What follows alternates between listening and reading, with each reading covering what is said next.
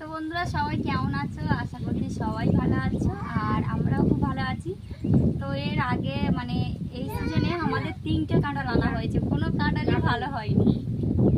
তো এই কাঁঠালটা কালকে আনা হয়েছে, কাঁচা ছিল, আজকে কাটা হয়েছে। তো তোমরা দেখতেই পাচ্ছ কোয়াগুলো কত সুন্দর হয়েছে। এই যে কাঁঠালের কোয়া দেখতে ছোট ছোট হয়েছে, কিন্তু একদমই খুব সুন্দর মচমচ করছে একদম কাঁঠালের কোয়াগুলো।